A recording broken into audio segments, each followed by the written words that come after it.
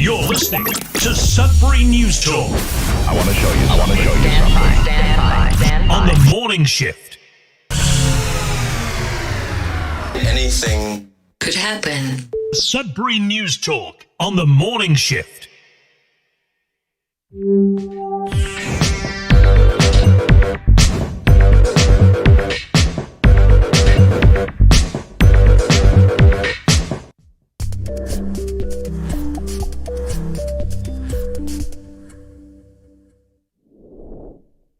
All right, good morning. Welcome, everyone, to Sudbury News Talk on the morning shift. I'm AJ Walsh. Glad to be here with you. Thankful that you are with us this morning on this May the 29th, Monday, 2003. We're grateful for the sunshine. We'll get into the weather a little bit later. Thanks for joining us, for whether you're from Greater Sudbury area, the surrounding area, or a broader area. If you're originally from Sudbury, you're joining us from around the world, and you want to just check in. Good morning. I hope if it's not morning wherever you are, or if you're watching this after the live recording, I hope that you're having a good day no matter where you are. And we're live on CKLU 96.7 FM on the radio. We're also streaming at cklu.ca online, and we're live streaming at facebook.com/Sudbury News, youtube.com/Sudbury News. Make sure to like, share, subscribe, follow, and comment on the show. We'll do our best to get the comments read up that are coming up on the Facebook and YouTube, where you can comment, and we'll make sure to do our best to read those comments as they're coming through. So make sure to do that. It's your show on your station. We have a community conversation on the local events and news, and share our views on those. We share them, not only myself or the guests that are on the show, but anybody commenting has a chance to share their views on whatever the discussion is that we're talking about. We just share current events that are going on locally and abroad, and try and keep connected in a world that's continuously and continuously seems to be dividing people. We just want to bring them back to the table and have a conversation. Something that's kind of rare these days. And with that, good morning, Monique. Hope you're having a good Monday, everyone. Good morning, Judy. Good Monday. Good morning. David, stay safe as usual. Thank you very much, David. Hope you are as well, staying safe. Good morning. May your day start out well and end even better.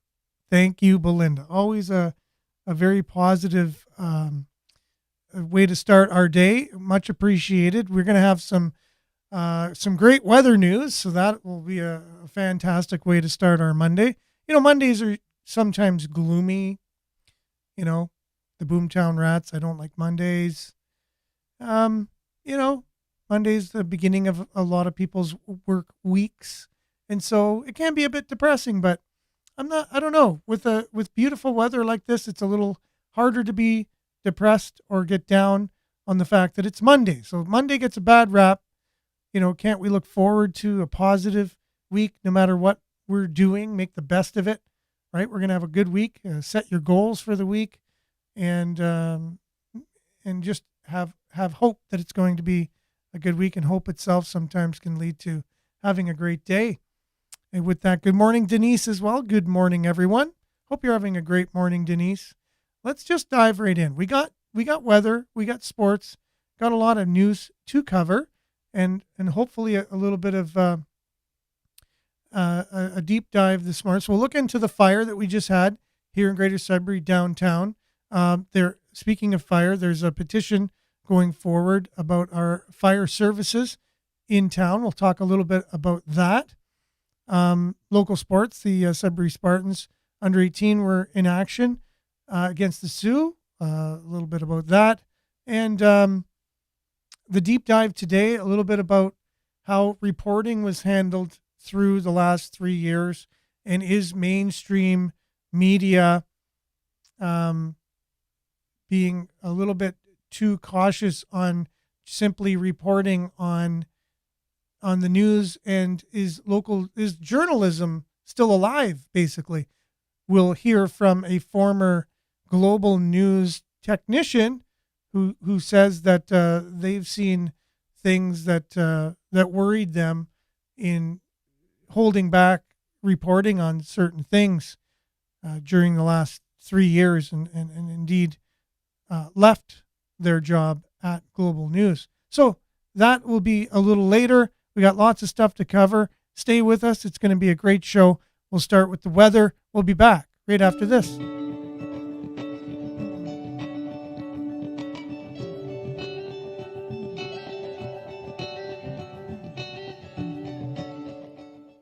As usual, your Sudbury weather is brought to you by sudburyweather.ca, where currently it is 13 degrees. First time since last summer where I had to sleep with a fan on last night because it was warm the whole entire night. For me anyways, where I sleeping. And usually, even up until last night, quite a few covers on my bed, have to bundle up. Cool nights, right? Remember we had the frosts advisories the last few nights and stuff. So 13 degrees currently. Today we can expect mainly sunny, high of 27, humidex 28, UV index will be 8 or very high. Tonight, clear, low of 13. Tuesday, sunny, wind becoming southwest, 20 kilometers late in the afternoon. 30 degrees is your high tomorrow. UV index, same 8 or very high. Extended forecast, again, sunny, 30 degrees for tomorrow. 28 degrees and sunny for Wednesday. Now, they are looking at, in the forecast, showers, 30% showers on Thursday and Friday. So the highs will be 28, 29. Still hot. If you look at the temperatures throughout the 6 days we're covering here, 30, 28, 28, 29, 28, 30. So between 28 and 30 for this next 6 days. Mix of sun and cloud on Saturday, high of 28. Mix of sun and cloud on Sunday, high of 30. And here's a look at what your satellite pretty much looks like over northern Ontario. Clear. No clouds in any of the populated areas whatsoever between Manitoba all the way past through to Quebec, over the central part of all Lake Superior and central Great Lakes. All clear for those of you that are on the radio. So that's looking great. That is your Sudbury weather, brought to you by sudburyweather.ca. Looking forward to our summer and some great weather. We'll be back with a little bit of sports and your headlines and your comments. Much, much more right after this.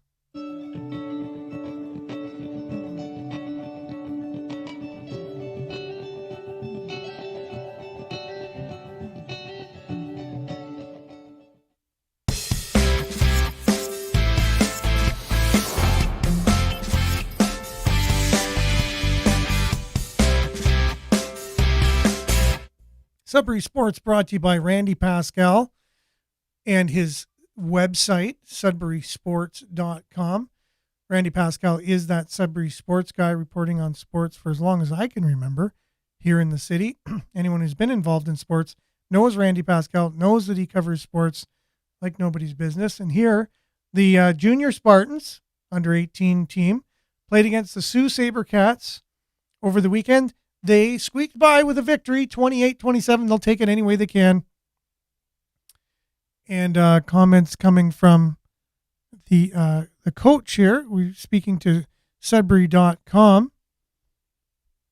Says, we know that Sault Ste. Marie is an extremely hard-nosed team over the years. They've come to Sudbury and we've lost. But this was sort of a measure of revenge. And there you have it. So Sudbury under 18 Spartans getting it done. And for a complete schedule of the 3 Spartans teams, under 16, under 18, and the Sudbury Spartans adult team, shared all 3 schedules from Sudbury.com, but I shared it on today's Facebook feed. So if you want to see the games, especially the home games, so you can get out and support them, you just check it out on our Facebook page, facebook.com/Sudbury News. I shared it from Sudbury.com. Anyways, that's your Sudbury Sports, brought to you by SudburySports.com. We'll be back with news headlines, your comments, and much, much more right after this.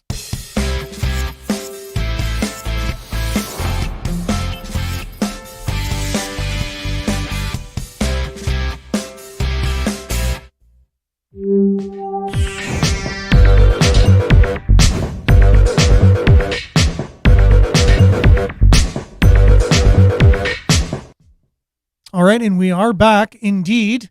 And here we are with news headlines of the day. Now, where are we going to start? Maybe we will start at the bottom today, work our way up. Because why not? If you're at the bottom, you're moving your way up. It's better than the other way around.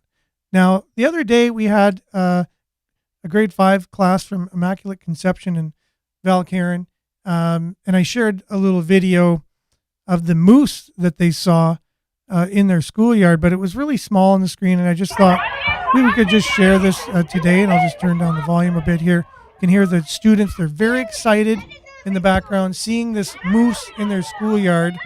Pretty darn cool. You imagine being in school, you look out the window, and what do you see? You see a moose. Only in Northern Ontario, ladies and gents. It's just so cool, and thank you to the grade 5 class at Immaculate Conception for sharing this video with us. Brings back memories, just being in school, and all the excitement comes from seeing something.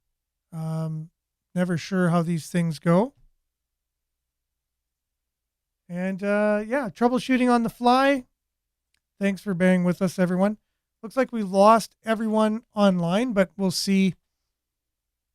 We'll see if we can get you all back here. And maybe it's because of the stories that we're going to be sharing today. I have no idea. I don't know. Whatever. I'm just going to continue. COVID's over, everyone. I don't know. I've heard this millions of times. COVID is over.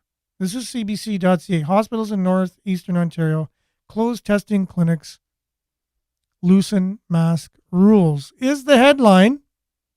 You get into the story, but it says Timmins Hospital is the latest in Northern Ontario to close its COVID testing center. Most hospitals in the Northeast now only require masks in certain patient areas. Eric White reporting here from CBC. We are still officially in a pandemic, but there are more and more signs that COVID-19 is fading in northeastern Ontario. The latest is a closing testing clinic and the loosening of mask rules at the region's major hospitals. COVID's over. Paul Henrik says, the president of North Bay Regional Health Center, he says technically the virus is still with us, but it really is important for the entire health system to move on. Have to get back to providing as much possible service as they can to the people who need it. Henrik says he has shocked people by saying that it's time to move on from COVID, but says that he's not being flippant, just concerned that the health system is stuck in the past and not serving patients as well as they could be. Says North Bay Hospital was one of the first to close the COVID testing clinic in March and to redeploy those staff that were normally used for the clinic to other departments and to bring back some humanity with the dropping of some of the masking restrictions. The Sioux Area Hospital also closed its assessment center in March, and on Friday, the Timmins District Hospital will do the same. Now, as I was reading the story, I'm like, okay, where's Sudbury in all of this?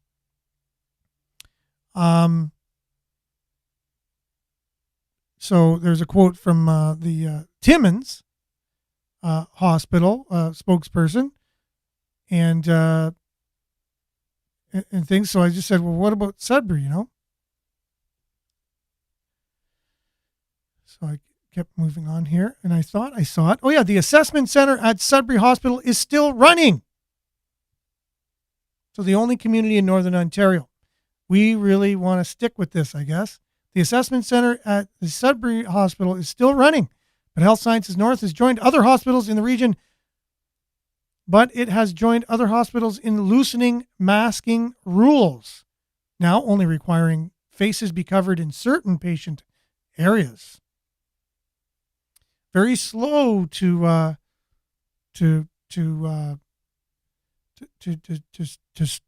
declare it over, or we're still going on with it in Sudbury. Sioux, Timmins, North Bay all stopped their testing centers, but Sudbury. So if you're from those communities and you're shocked that these people are moving on in their lives, you can come to Sudbury, because Sudbury, we're not moving on from our lives, with our lives. We are staying with it. We'll fight to the death. No pun intended. To keep these testing centers alive and keep COVID alive in Sudbury. All right. So Diane says, good morning. Thank you, everyone. Bon matin. Sorry for that little glitch, everyone, on social media, on Facebook. We're back up and running as far as I can see. Yeah, COVID's over. Let the climate change agenda begin. Second agenda on their playbook. Thanks for sharing. We will keep that. We will keep our finger on the pulse of that story for sure. As Health Canada just declared that one of the major things that we have to be aware of in Canada that's bad for our health is the climate, along with colonialism, capitalism, and the patriarchy. Sounds familiar, like some other ideologies I heard somewhere, but it's bad for your health. So we'll be watching for that coming up very shortly. A couple other, Wade is joining us, Pass It On Undercoating. I guess I didn't give you a shout out for Pass It On last time, Wade, so thanks for putting that in the comments. Wade is from Pass It On Undercoating. If you haven't got your vehicle undercoated yet, this is the best time to do it. Call Wade at Pass It On Undercoating. Tell him I sent you. Sudbury is the deep state of mind. I love that, the deep state of mind. You've heard of state of mind before? The deep state of mind. Danica, good morning. Thanks for being with us. Thankful that you're along for the ride this morning. We're going to have a great Monday show, even though it looked like it was going to be thwarted. But we're back up and running. So far, so good. Speaking of being thwarted, the medical school, Northern Ontario Medical School, School of Medicine, had a cyber attack the other day. Now, nobody knows why. Nobody knows when it's going to be up and running. Nobody knows when everything's going to be figured out. What happened? The person in charge there is saying, no one knows yet. We're looking into it. We'll let you know when we know.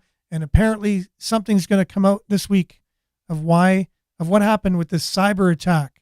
Why would someone want to do a cyber attack to a medical school? We don't know. What kind of information do they have that people are looking at getting? Who could have been behind this? Will we even know? Are we okay to know? Is it information that needs to be kept behind lock and key? I spoke to one of my friends, good childhood friend, one of my best friends in high school. We're still great friends today. And he's one of the top dogs there in terms of IT here in Sudbury.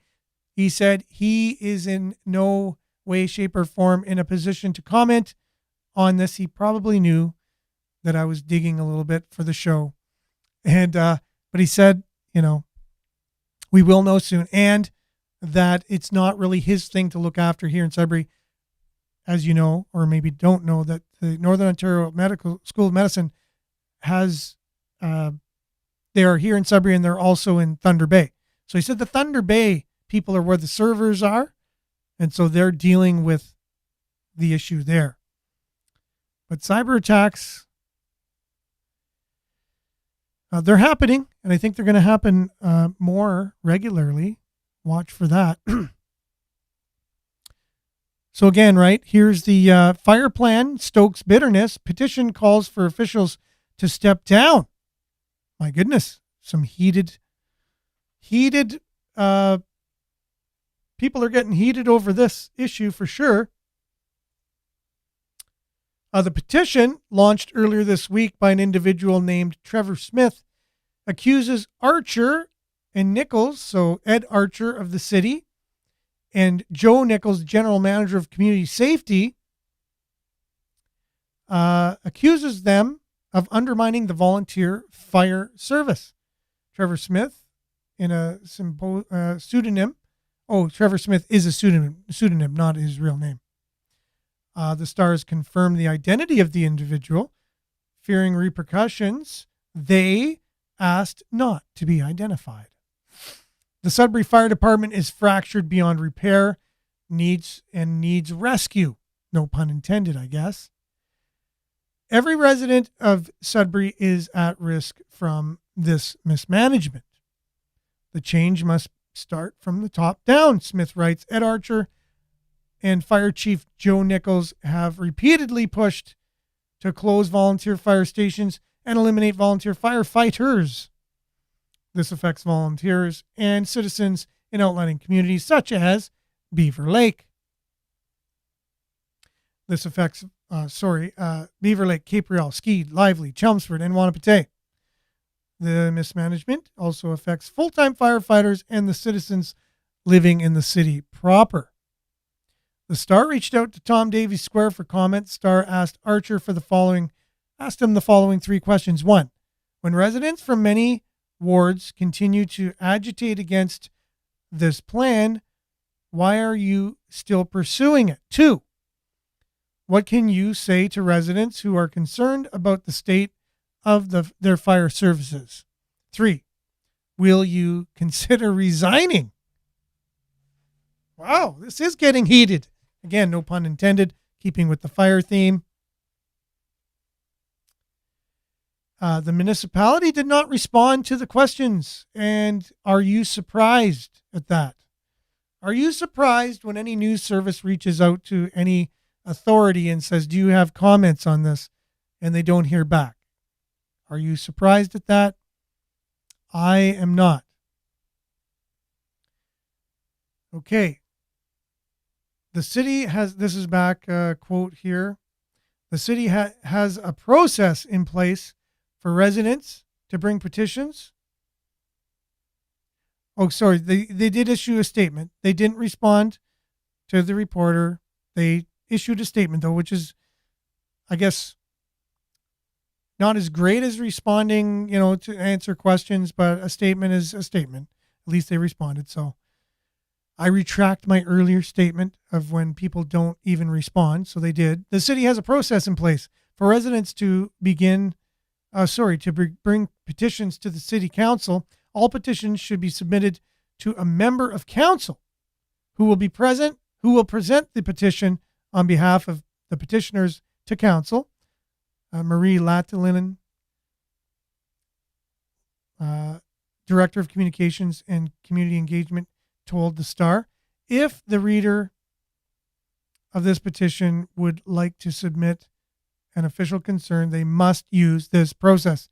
We don't respond to petitions by anonymous online sources. The spokesperson for the city said also that the idea to relocate and consolidate stations dates back to 2019. The emergency services station rationalization is an action outlined in the city's strategic plan, approved by City Council in 2019. It's part of our asset management work and has been discussed at council meetings on numerous occasions, she noted, adding, the action can be found on page 8 of the plan. And the link is included. If you click on the story, there is a link there if you want to read more about it. As of Thursday, more than 500 people had signed the petition. And the petition is also, the link is available for you if you just go to our Sudbury News Facebook page and click on the story. And then from the Sudbury Star, it'll take you to Sudbury Star's story. And they have the link there. The city could have engaged the employees to be part of these proposals. They chose not to. Insurance and taxes will soar. Volunteers have indicated that they will quit. And all of this for what? Smith said. In 2017, a similar proposal was presented to residents and city councilors. The proposal, known as the optimization plan, was fiercely rejected, and the fire chief was fired as a result. The fire chief was fired. While the city has not disclosed why former fire chief Trevor Bain left his position, he parted ways with the corporation in October 2017. City council rejected the optimization plan in April of that year. Media reported that at that time that Bain was fired. Nicholas replaced Bain. At the time of this promotion, Nichols was given a mandate by council to strengthen and bolster volunteer numbers.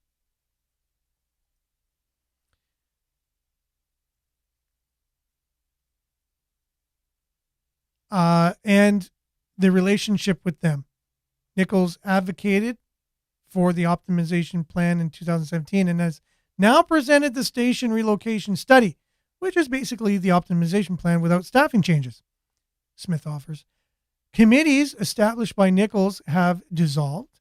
Volunteers are quitting more than ever, and morale is at an all-time low. Volunteer firefighting is a proud part of Greater Sudbury's past and present. 7 of 12 wards rely on volunteer firefighters, including wards 2, 3, 4, 5, 6, 7, and 9. A report by UK-based Operational Research in Health Ltd. recommended consolidating volunteer fire halls in several wards. Ward 2, for example, there are currently 5 halls between Coppercliff and Beaver Lake. The report recommended consolidating the Beaver Lake station into Whitefish and merging the Waters, Lively, and Coppercliff halls at Anderson Drive and Lively. And the story goes on. So if you want to know more about this petition, if you're in favor of it and you want to sign your name, again, just go to facebook.com/Sudbury News. The story is shared there. You can find the link. It will take you to Sudbury Star's coverage of it, their story. And here back to comments. Belinda, 22 years since the amalgamation of Greater Sudbury. Fire services have not been perfected in that at all in that time. Somebody needs to be held accountable. We pay enough taxes.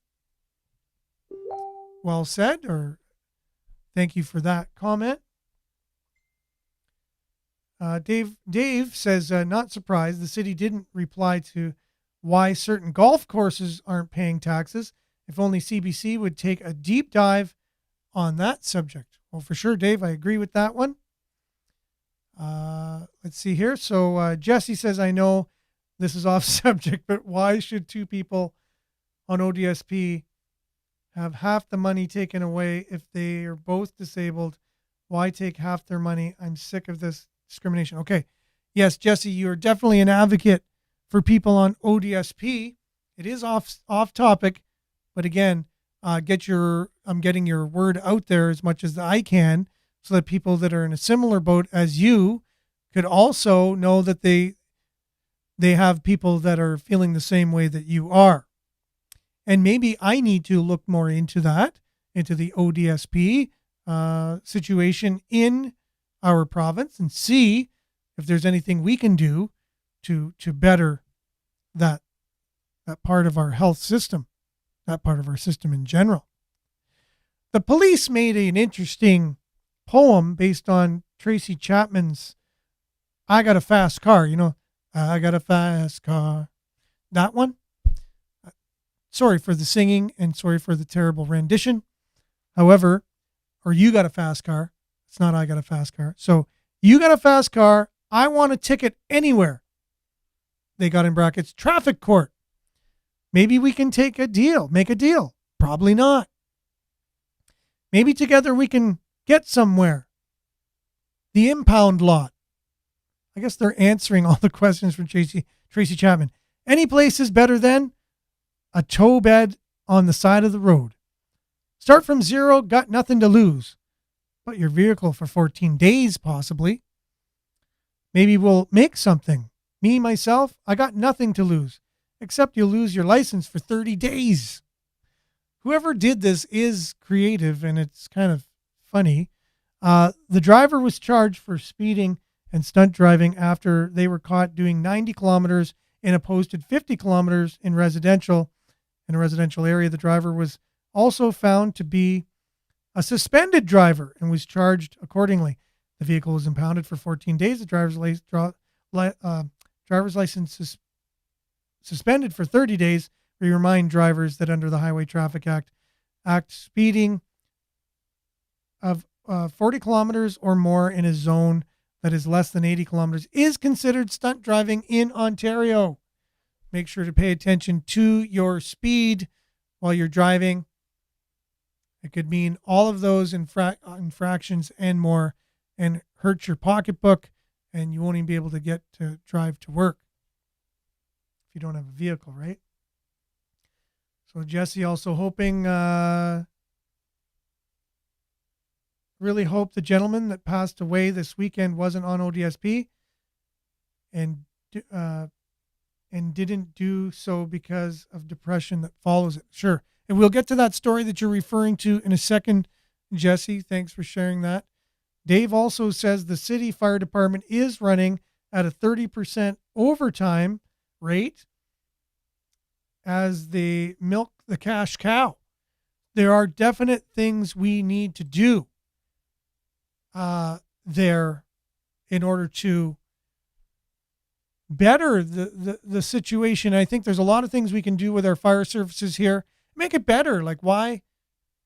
Like, the future can be better if you make things, if you take, consideration of what's going on, how do we make these things better and move forward. We don't have to always be moving backwards. What happened in Greater Sudbury with the fire last week? Fire hits the Colden building. Well, you know what? This story doesn't answer that question. It just basically says things we already knew. It started in the back of the building, in Oscar's restaurant.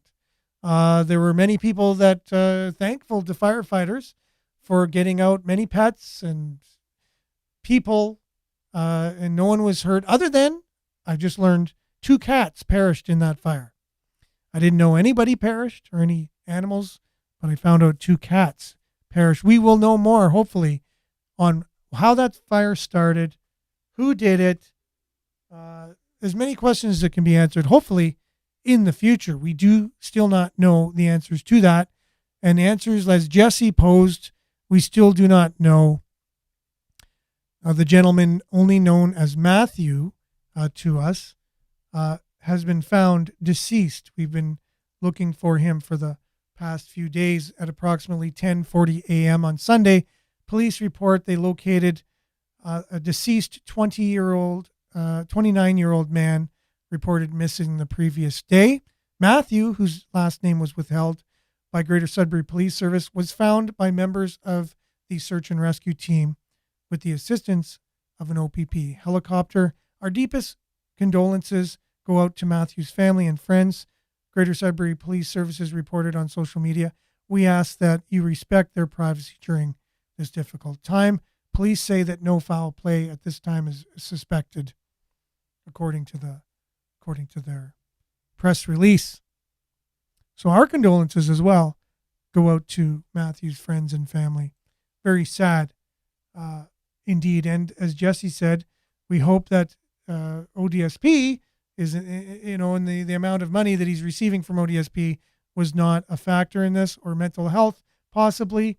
We do not know the details, but that is a serious issue. A lot of people struggling these days as things get more and more expensive, and people are struggling more and more with mental health-related issues.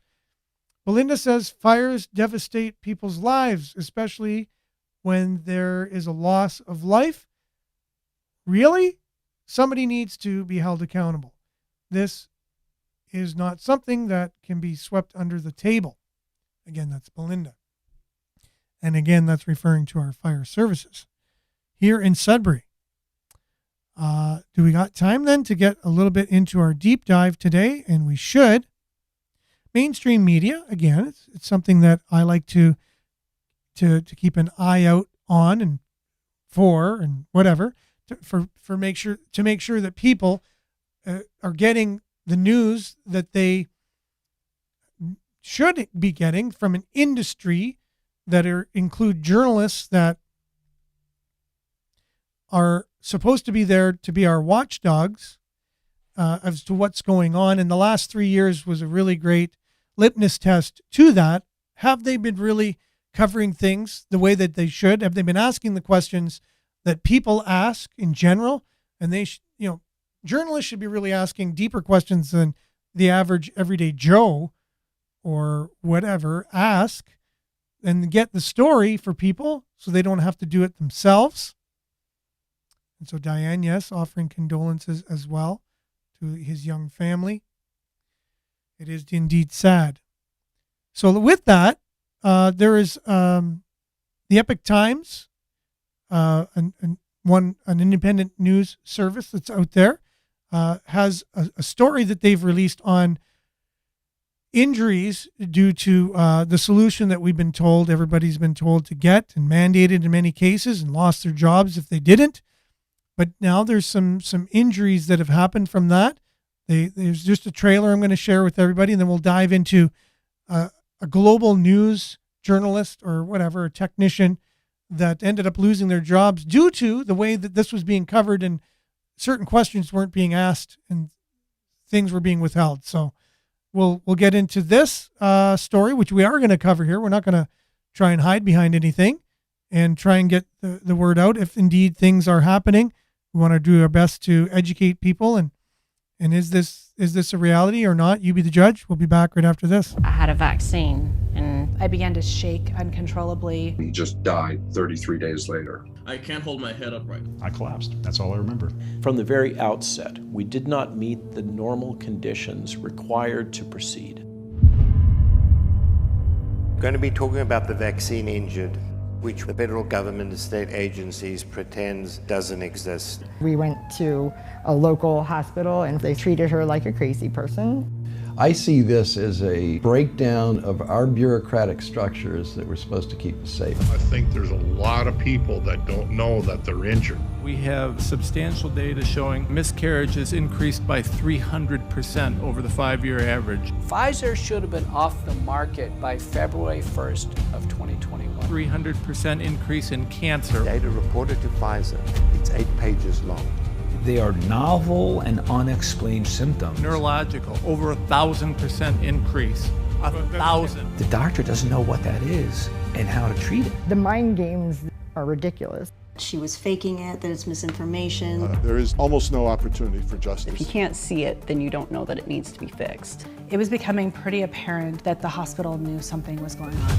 The virus stops with every vaccinated person. In other words, you become a dead end to the virus. Vaccinated people do not carry the virus, don't get sick. I never knew that was going to be the last time I'd talk to my son. They know at a very intimate level what's going on with this. They know all of it. And yet, nobody's coming to the rescue of truth.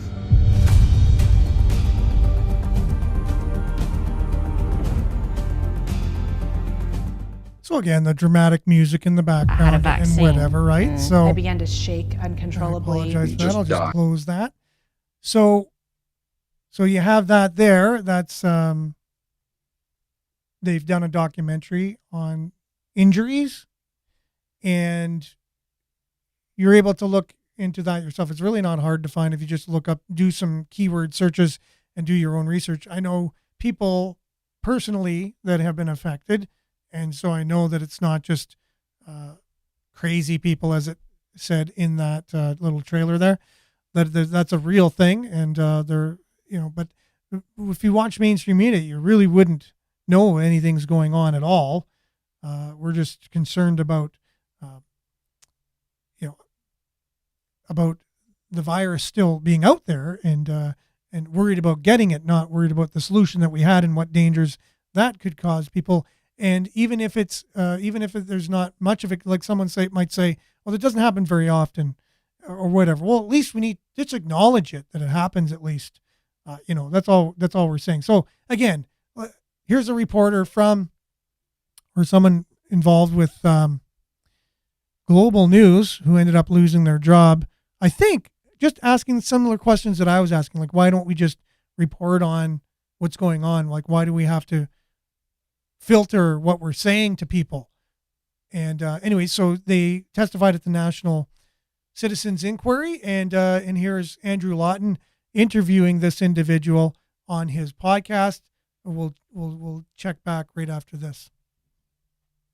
Really delve into a bigger picture issue that I think matters a lot to people in Canada, especially who are consumers of this show and know very well the perils of the mainstream media.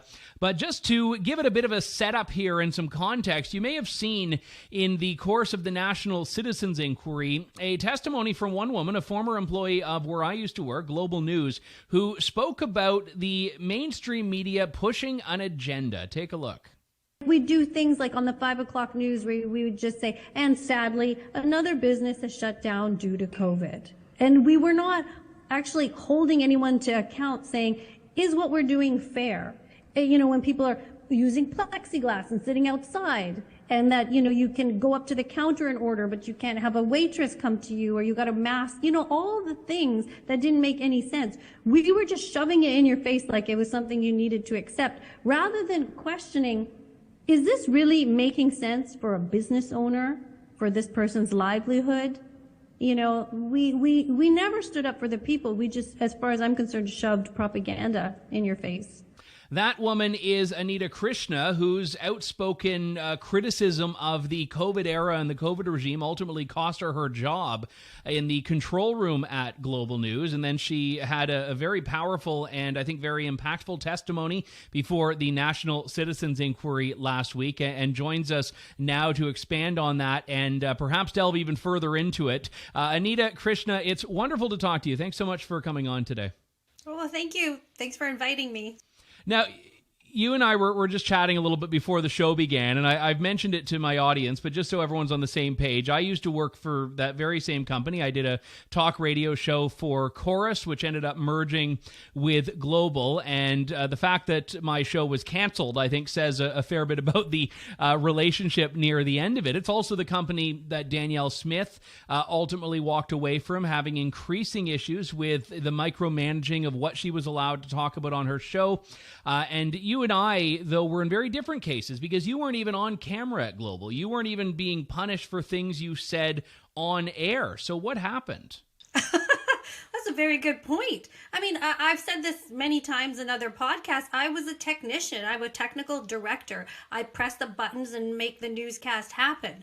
And I was just questioning why we were not reporting such basic things to the public, as I've said many times before. But in no way, shape, or form was I airing this stuff. I mean, I was not broadcasting my own material. Well, something happened later, which I could talk about. But at the time, I was just asking questions. Like, we're missing pieces of the COVID narrative. Why are we only telling this one side of the story? So it is... What do you do in journalism? You ask questions. That's the whole foundation of journalism, is to present both sides. And it was quite clear we were not doing that. And I was just asking questions. That's it. Yeah, and it was increasingly clear through the COVID era, which I can't really come up with a better name for it, that all of a sudden that natural skeptical instinct that journalists have or are supposed to have, that contrarian impulse to challenge authority, just vanished. And a lot of the early COVID journalism, and to some extent maybe you can excuse this in the immediate beginning of this, but a lot of it was just stenography. It was just parroting whatever edict had come down from Theresa Tam or Justin Trudeau or Doug Ford or whoever the Ontario person was at the beginning. The name escapes me. But ultimately that was, I think, what a lot of the early COVID journalism was. Well, a great deal of it you could probably argue is parroting, right? With any story. So like if the newsroom is going with a certain angle on a car accident or something, if they say 5 injured and it was caused by a drunk driver, then as all the other newscasts go along, then that's what we report. If we get some information in the newsroom that actually, it wasn't a drunk driver. It was something else caused the accident. Then we would update that information. So there is a degree of parroting because you do go with what the general consensus is. But this was parroting to the detriment of humanity. And that's what we needed to ask. What's going on? Yeah, and let me ask about your trajectory here, because from my understanding, you were a skeptic from, I don't know if it was day one, but pretty close to day one. I was. I mean, people might laugh and say it was my gut instinct, but it was just like, wow. When we all went crazy in the beginning of March, spring break is canceled, kids have to stay home for an extra 2 weeks, and it was just scaring you, and especially I felt they were manipulating this aspect of children. Well, children can get it, so what are you going to do? I'm a mother. You were trying to scare mothers. And it didn't seem like a legitimate fear. It seemed like, how come you all doing all this? The airlines and the sports teams and and everybody's cracking down, the borders, something's going on. It's too systematic. That's what made me question from the beginning. But, yeah, and it was interesting because I remember it was the March 13th, if I recall, which was a Friday, and things were starting to brew, but hadn't really gotten to the point where things were canceled. And I remember it was almost a bit of a joke. Like I was recording a bunch of interviews in Toronto, and it was all that sort of joking, like, oh, do we tap elbows instead of shaking hands? And there was sort of a collegiality to it. It was this strange novelty because it hadn't really started to affect us in the way that it would for the next 2.5, 3 and beyond years. And I think for people in the media, there was again this, okay, do we report on this like we report on a flood or like we report on a wildfire, where we're all in this together, it's an emergency, our job is as a public broadcaster, or do we start to be journalists? And I don't think many really went into that category. I think they treated it as disaster journalism and crisis journalism, which I think is inherently deferential. Yeah, I mean, sure. What do you mean exactly? You wish that you would have seen more pushback against the narrative. Well, I'm just to even put myself out there. I mean, I in the early days had the view that I don't know what's going on. I'm not an epidemiologist. I was seeing the photos of, what we're told to be bodies piling up in China, later Iran and Italy. And I'll admit, I wasn't scared. There wasn't a personal fear, but I didn't go to the, is this really real? I sort of took the attitude that when your house is on fire, or it looks like it's on fire, you try to treat that before you start to say, well, did someone else cause it? And then I think it was, certainly within the first few weeks, after 2 weeks to flatten the curve was proven to be a lie, that I started to become I started to become entirely intolerant of the mainstream narrative. And I think even though there were things I was personally willing to do, I didn't like that we went to coercion. So to put that into the broader context, I think for a lot of the mainstream media, for almost all of the mainstream media, that transition never happened. That transition from, accepting the narrative to questioning the narrative still has not happened. Yeah, no, and they're not going to admit to it now. What are they going to do now that all this information has come out? I mean, I admit that in the beginning when we'd see pictures from Italy or we'd see pictures from China, we were like, oh, okay, something's happening. Let's just be cautious. Let's just be careful. But to move full steam ahead into stay at home and self-isolate and flatten the curve, we were doing all that March 11th, 12th, 13th, 14th, that whole week. We were telling people to social distance. This campaign was all good to go. Every element of this had already almost been structured, and they just unleashed it and said, report. That's what it felt like to me. And you're right about coercion. At the point where the truckers stood up and people were going against the mandates, that's the point where you say, hey, the people who were going to take it already took it. So back off. And the fact that they hid medications from people and prevented them from getting better, all the while trying to pretend that you were looking after our health, I didn't like that either. And the fact that they hid that from you, that we at Global News absolutely hid that from you. There's no way we were going to talk about hydroxychloroquine, fluvoxamine, ivermectin, vitamin D, quercetin, all these things we've come to know now. Why would we not tell you that? Don't we care about your health? No, we don't. Let me ask you where you think it comes from, because I think when you see a lot of the people now that are really, really fanatical about masks, about, getting the 17th booster, about all of that. These people, I don't think are evil. I think these people are terrified. I think a lot of the people that I'm going to qualify this. I think a lot of the people are genuinely terrified. And I think it's the media and politicians that have stoked that fear, that they should look at everyone around them as being disease vectors rather than human beings. When you look at the people in your newsroom and in other newsrooms in Canada, I'm curious which camp you think these people fall into. Are they control freaks, or are they people that bought into the fear themselves and are trying to pay that forward, and that fear becomes the lens through which they view these stories and view the world?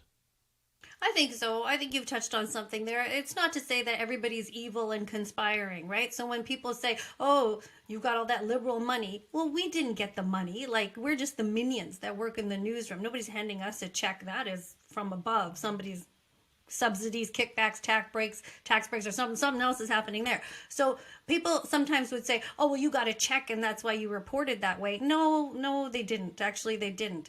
It is what you believe, right? Like, are you really going to believe that you're part of a system of something that's harming people?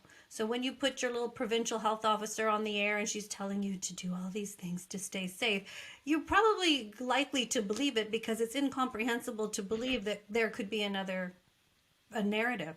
It's hard to believe. So I do get that. So a lot of people were just probably like, I guess we have to do this to keep safe. But the thing is, you're not allowed to do that when you're a journalist. When you're a journalist, if you hear about a botched investigation at the Wuhan laboratory and one of the guys involved in the investigation, Peter Daszak, actually works at the lab with Eco Health Alliance, but he's part of the WHO investigation. Then you see an article that comes out and says, nothing, lab leak unlikely. You have to question that. That is your job. We don't work in a drugstore. Or we don't work at a plumbing company or something like that, where we're allowed to shrug our shoulders and go, well, we don't really know. It is our job. Well said, and lots brought up there, and there was a lot of comments too by yourselves on. And I think Denise put it well. Said we're still divided today. Still today, we're divided. And as you can tell, some of the comments coming through shed light to that, and I was sharing them on the screen as the video was playing, and I appreciate your comments, but at the same time just shedding light into how the media, the mainstream media's coverage was on all of this stuff. And that's someone who worked in the mainstream media speaking, and so we're just sharing what their experience was, right? A little peek in behind the curtain, if you will. And as far as I know, it's still a free country and people are still able to share their experiences. And as much as we're still able to do that, we're going to continue to do that and highlight people's experience on this show as much as we possibly can. And grateful for you and your comments, all of them. Keep them coming. Grateful for you listening and watching today. Stay tuned now for Earshot Daily on CKLU 96.7 FM, wherever you are in the world. Hope you're having a great day, and we'll see you same time, same place tomorrow. Thanks, everyone. Ciao.